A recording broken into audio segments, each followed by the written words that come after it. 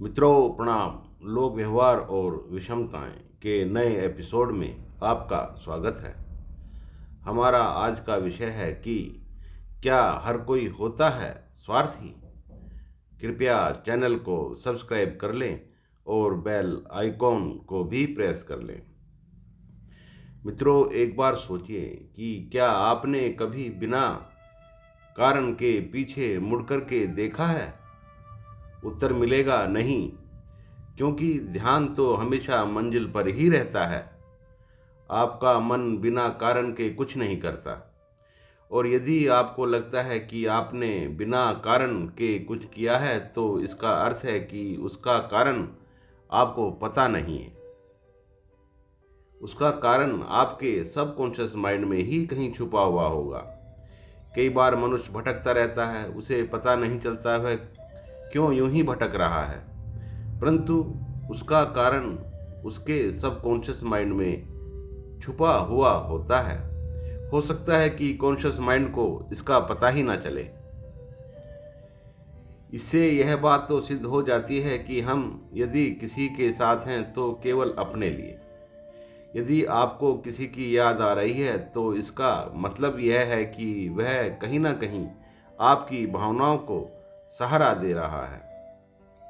बिना कारण तो किसी की याद भी नहीं आती। यदि आपको कहीं सहारा मिला है या आप सहारे की तलाश कर रहे हैं, तभी आपको किसी की याद आती है। मित्रों, जीवन का स्वभाव है कि वह केवल अपनी ज़रूरतों पर ही कंसंट्रेट करता है। अर्थात आपका मन आपकी ज़रूरतों के लिए ही काम करने के लिए बना है। आपके मन के लिए किसी व्यक्ति का महत्व उतना ही अधिक होता है जितनी अधिक आपकी ज़रूरत होती है। यही प्रकृति का नियम है। आपको पता भी नहीं चलता कि आपके काम करने का तरीका या सोचने समझने का तरीका आपके स्वभाव में ही छुपा हुआ होता है। उसे किसी से सीखने की आवश्यकता नहीं होती, वह पहले से ही दिशा लिए हुए होता है। स्वार्थी होना कोई अनैतिक नहीं। हाँ, अपनी भावनाओं और इच्छाओं को पूरा करने के लिए किसी की भावनाओं और इच्छाओं को कुचलने की कोशिश करना अनैतिक होता है।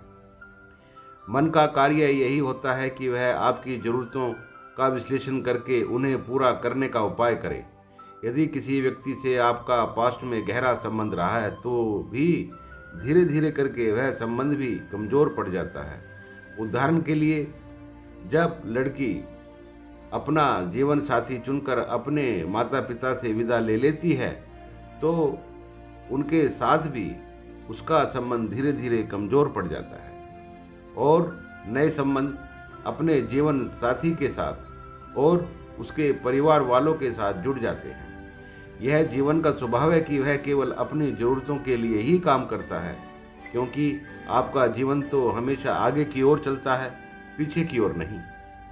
मन का कार्य ही ज़रूरतों पर ध्यान देना होता है और इसके अतिरिक्त कुछ नहीं। इस प्रकार जीवन का स्वभाव ही स्व अर्थ के लिए काम करना होता है। स्वार्थ अर्थात स्वयं के लिए कार्य, स्वयं के लिए सोचना और स्वयं के लिए कार्य करना, यही जीवन का उद्देश्य होता है। तो इस प्रकार हर कोई स्वार्थी ही होता है। स्वार्थी होना कोई बुरी बात नहीं, परंतु समस्या तब खड़ी हो जाती है जब कोई मनुष्य अपनी इच्छाओं को पूरा करने के लिए दूसरों की इच्छाओं को कुचलने लगता है या धोखा देने की कोशिश करता है। अपनी ज़रूरतों को पूरा करने के लिए दूसरों की ज़रूरतों को नज़रअंदाज करना अनैतिकता के दायरे में आता है। यही विवेक और ज्ञान की ज़रूरत पड़ती है, क्योंकि हमें अपने दायरों में तो रहना ही होता है, परंतु दूसरे के दायरों को कभी नहीं तोड़ना चाहिए। जब इस प्रकार का कुत्सित व्यवहार समाज में फैल जाता है तो समाज से लोगों का विश्वास उड़ जाता है, जिसे आदमी को अकेलापन महसूस होता है। असल में दो मनुष्यों के बीच में दूरी कब आती है?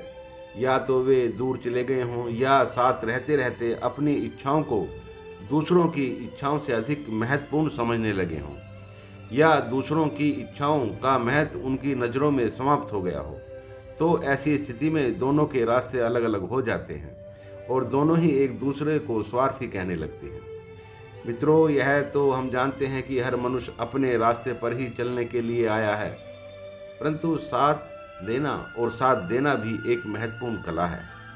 सहयोग लेना और सहयोग देना भी सीखना पड़ता है। समाज की संरचना सहयोग और सुरक्षा के आधार पर ही हुई है। इसके अतिरिक्त समाज का कोई और महत्व नहीं होता।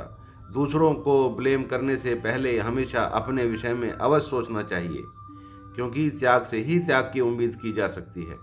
ऐसा नहीं हो सकता कि कोई दूसरा तुम्हारे लिए त्याग करे और तुम उसकी इच्छाओं की परवाह ही ना करो। धन्यवाद।